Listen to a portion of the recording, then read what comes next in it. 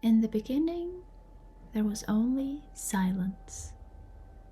And in that silence, something moved. A thread, a line spun from nowhere. Shimmering, fragile, and yet stronger than iron chains. It was a web that caught the stories of a people, a web that could not be broken. When we speak of survival, we often think of swords, of armies, of walls. But sometimes survival looks like a whisper, a joke in the shadows, a story told in the hush of night. Sometimes survival is a spider. Anansi. He is small, he is cunning, he is selfish, and yet he is generous. He is weak, and yet he always wins. He is the knot of contradictions that holds the world together. The people of West Africa told his tales first, by the fire and the rhythm of drums and the soft hum of night. They passed him from mouth to mouth, weaving him into memory. And when the ships came, tearing people from their homes, when chains bound ankles and silence filled the hold, Anansi came too, carried not in hands, but in breath, carried in stories, carried in the mind. Because a body can be stolen, but a story slips through the cracks. A story survives. Tonight, we follow those threads from the villages of the Ashanti across the salt and darkness of the Atlantic into the cane fields of the Caribbean, the cabins of the American South, and all the way to the classrooms, the books, the songs of today. You will hear tales of trickery, of laughter in the face of terror, of survival disguised as play. And as you listen, I invite you to ask yourself, where do you see him? So breathe in, settle into the dark, and follow the thread, because the spider is waiting. Long ago, the world was silent. There were no tales, no riddles, no laughter that danced between the fire and the night, because all the stories belonged to Niame, the sky god, and Niame kept them locked away, far above, too high for mortals to touch. But Anansi, the spider, Anansi was not content. He looked up at Niame's sky and he thought, why should one god keep all the stories? Why not me? Why not us? So Anansi climbed up and up along a thread only he could spin, until he reached the throne of Niame. Sky God, he cried, his tiny legs trembling, but his voice bold. I have come for your stories. I want them for the people. Niame laughed, a booming laugh, like thunder cracking the sky. You, a spider? You are too small, too weak. But If you want them, you must pay the price. What price? Anansi asked. Niame's eyes gleamed. Bring me the 4 most dangerous creatures in the world. Bring me Onini the python. Bring me Osebo the leopard. Bring me Moatia the fairy of the forest. And bring me a swarm of hornets.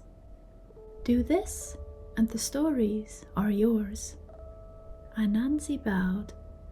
His heart raced, but his mind spun faster. And he whispered, "Done." First came Onini, the great python. Anansi found him by the riverbank. "Onini," he said, voice sweet as honey. "They say you are not as long as the palm tree, but I believe you are longer." Onini hissed, "Not as long? Foolish spider. I am longer than 10 trees. "Then prove it," said Anansi. "Lie beside this palm. Let me measure you." Proud Onini stretched out. Anansi tied him fast, knot after knot, until he could not move, and so Anansi carried the python away. Next was Osebo the leopard. Anansi dug a pit deep in the earth, and he covered it with leaves. Osebo came prowling and fell straight in. He roared and clawed, but could not climb. "Ah, poor Osebo," said Anansi softly. "Take my web, I will help you out." But the web was a trap, and soon Osebo too was bound. Then came the fairy,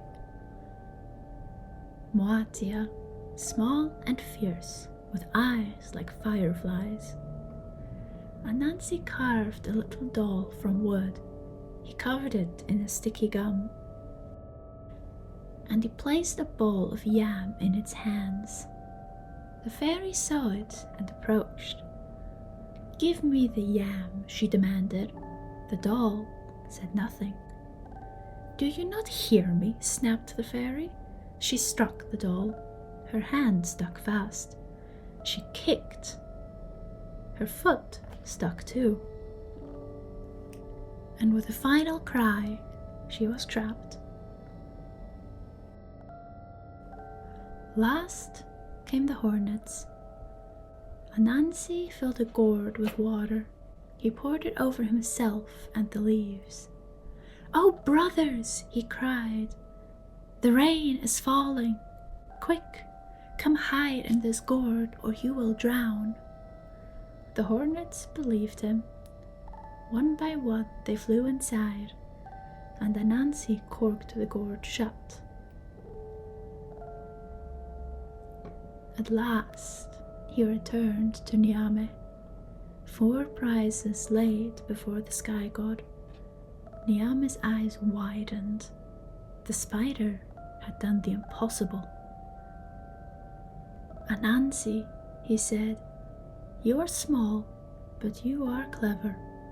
From this day, all stories shall belong to you, and to your children, and your children's children." And so the tales spilled down from the sky into the villages, the fires, the songs of the people.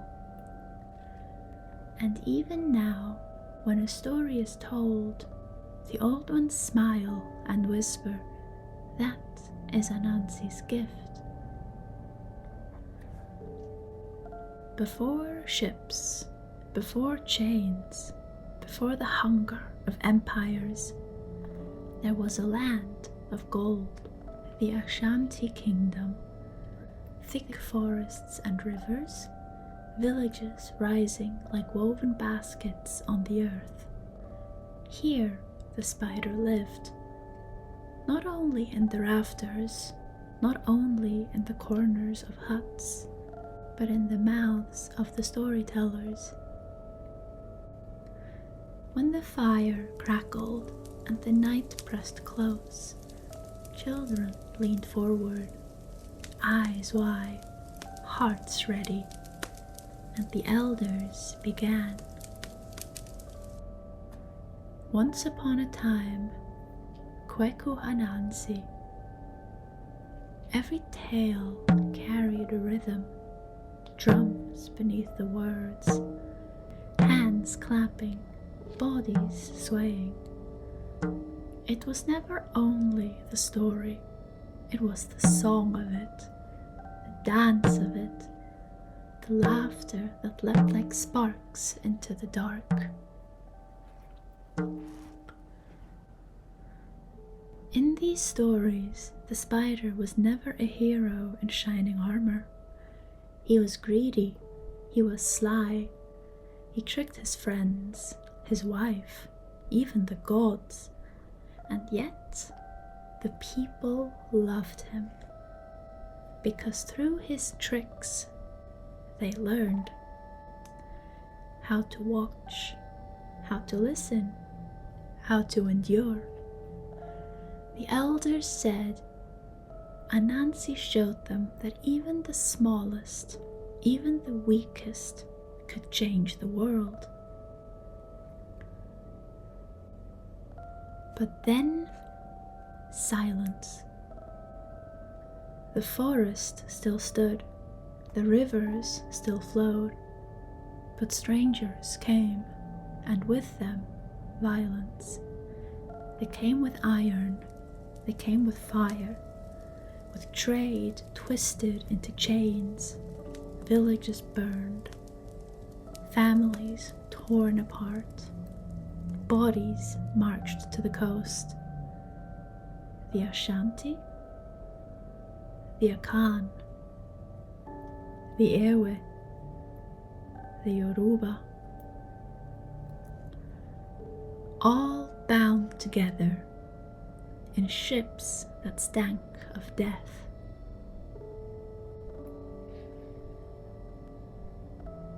And yet, in the dark of the holds, Anansi survived. He could not be chained, he could not be sold, he could not be whipped into silence, because he lived in the tongue, in the whisper, in the fragile space between two breaths. Imagine it, a night at sea, the creak of wood, the grow of water, the coughs, the cries, the prayers, and then a voice, low, shaking, but defiant. Once upon a time, Kweku Anansi.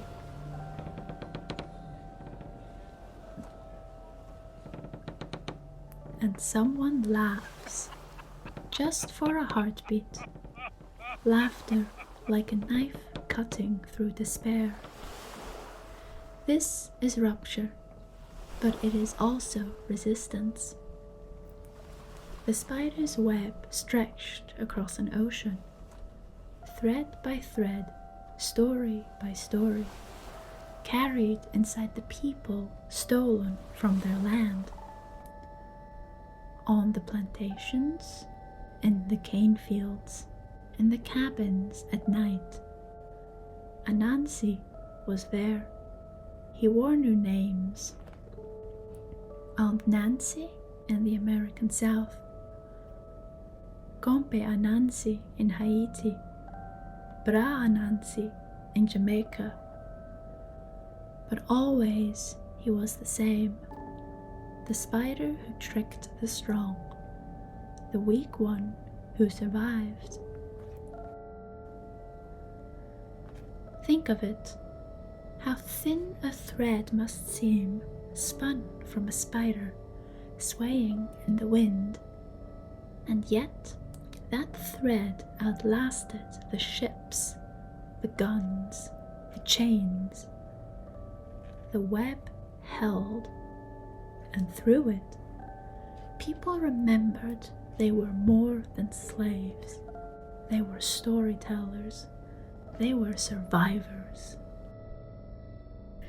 When you listen to Anansi, you are not only hearing a folktale, you're hearing the heartbeat of those who endured the Middle Passage. You are hearing defiance, wrapped in laughter. You are hearing a people saying, "We will not be erased. We will not be silent. Even here, even now, the spider lives." And so the web stretched from the forests of Ghana across the wide Atlantic into the new world. A thread of memory, a thread of rebellion, a thread of hope. The thread continues. There was a time when Anansi grew hungry. Hungry for food, hungry for mischief, hungry for something sweet. He walked the forest path, and there he saw it. A jar of honey, golden, shining, resting by the roadside. Beside it sat a figure, small, silent, made of tar. It did not move, it did not speak, it only watched. Anansi licked his lips.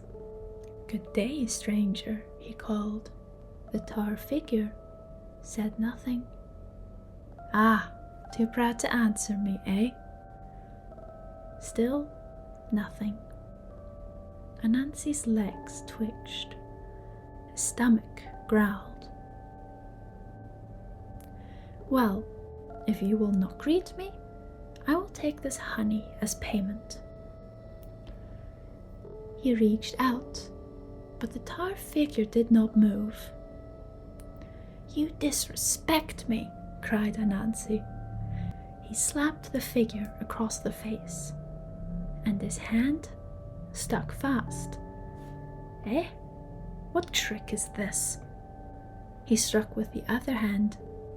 That too stuck fast. "Let me go or I will kick you." He kicked. One leg, then the other. Both stuck. Soon Anansi was tangled. Arms, legs, body, all glued to the tar figure. He struggled, he cursed, he begged, but the more he fought, the tighter he was bound. And so the other animals found him. There he was, proud Anansi, caught by his own anger, caught by his own hunger, caught by his own pride. The animals laughed. Anansi, the clever spider, trapped by a doll of tar. They carried him to the village, and the people gathered. Some shook their heads, some pointed fingers, some laughed until their bellies ached. And Anansi? He burned with shame, but still he whispered to himself, "One day I will turn this trick around. One day I will laugh again, because that is the way of the spider. Caught today, but plotting tomorrow. Always watching, always waiting, always weaving another web."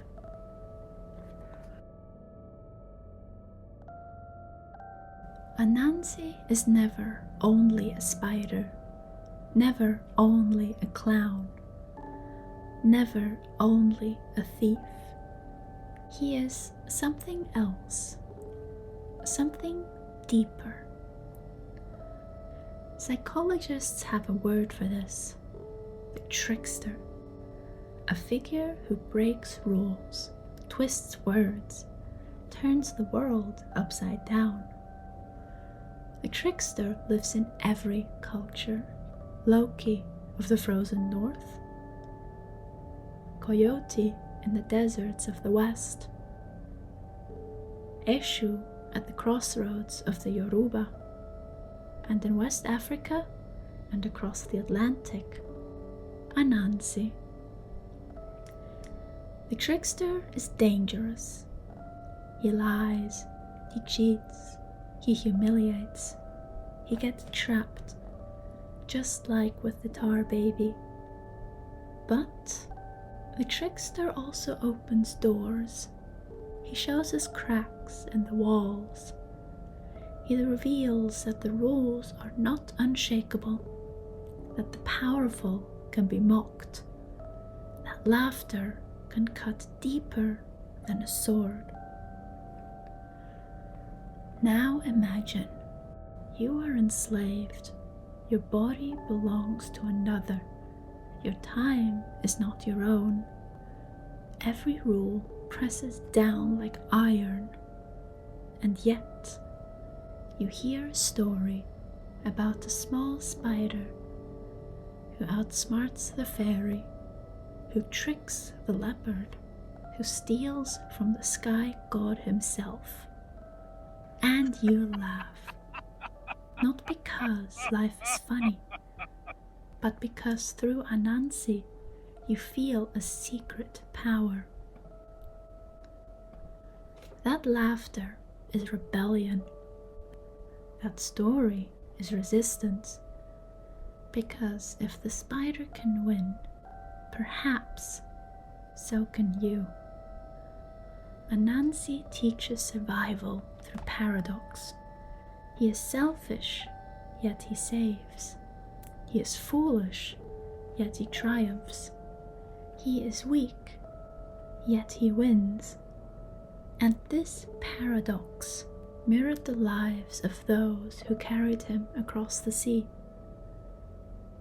They could not fight openly, but they could fight in whispers. They could fight in stories. They could fight in the trickster's way. To the master, a harmless tale, a spider stealing yams, a spider caught in tar. But to the enslaved, a hidden language, a reminder that the strong can be fooled, that wit can undo might, that survival itself is a kind of victory. Anthropologists call this double voice. One story on the surface, another story underneath. A mask, a disguise, a shadow message that only the oppressed can hear. And Anansi was the perfect mask. He also gave something else, a release, a space where fear could turn to laughter, where anger could be reshaped into story, where despair could be spun into a thread of hope. Think of it like a spider's web, delicate but strong, invisible until the light catches it. And once it catches you, you cannot escape. That is how Anansi worked. A fragile story that bound a people together. Even today, we feel him. Whenever a joke slips past authority, whenever the powerless turn the rules inside out, whenever someone survives not through strength but through wit, that is Anansi, still weaving, still laughing. And so, the trickster is not only about mischief, he is about transformation, turning chains into laughter, turning humiliation into defiance, turning silence into song. The trickster says, the world is not fixed. The powerful can fall, the small can endure, the weak can win. And that is why Anansi survived, why his web crossed the ocean, why he still whispers in stories today. Because he carries with him the psychology of survival, the promise that even in darkness we can weave another thread, we can spin another web, we can trick despair itself and make it stumble. And so, when you hear Anansi's tales, remember, they are not just entertainment, they are not just folklore, they are survival manuals, they are coded rebellions, they are laughter of those who refused to be erased. Anansi is the spider, but Anansi is also the people, spinning webs across oceans, across centuries, across the silence that tried to swallow them. The story continues. Once upon a time, Anansi had many sons. Each son was strange. Each son had a gift. The first was named Sea Trouble. He could look far and see danger before it came. The second was Road Builder. Where there was no path, he could make one. The third was River Drinker. With one swallow, he could empty a stream. The fourth was Game Skinner.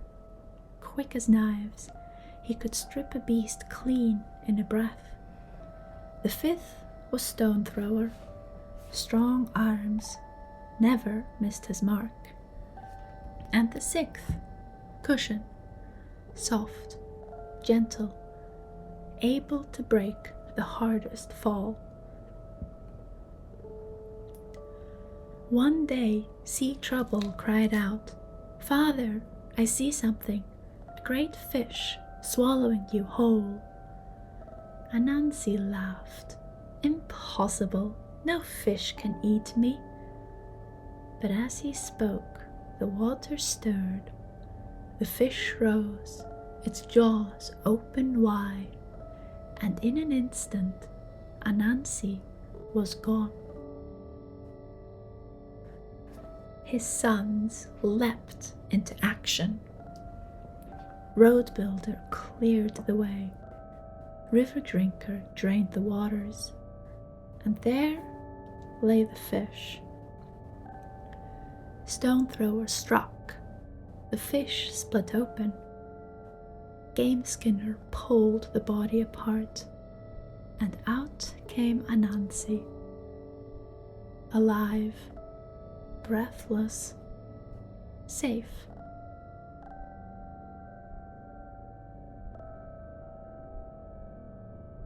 But the danger was not over, for as they carried him home, a great bird swept from the sky. It seized Anansi and carried him high, high into the clouds. The sons cried out, but Cushion stretched his body soft across the earth, and when the bird dropped him, Anansi fell safe into his son's embrace. Anansi was saved, not by strength, not by tricks, but by the gifts of his children. He gathered them close. My sons, you have saved my life. Each of you has a gift. Each of you has a power. And now I must give a gift in return. He reached into his bag and pulled out a bright, shining orb. The orb of the sun, a treasure of the sky god himself. I cannot choose who deserves it most, he said, for without one, the others fail. Without seek trouble, I would never know. Without road builder, no way forward. Without river drinker, no rescue. Without game skinner, no freedom. Without stone thrower, no victory. Without cushion, no survival. And so Anansi lifted his eyes. He said, I will give it to the sky itself, that all may share in its light. And with that, he placed the orb high above, and it became the sun. That is why the sun shines on all. Because of Anansi, because of his sons, because survival is never done alone. Even the spider needs a web.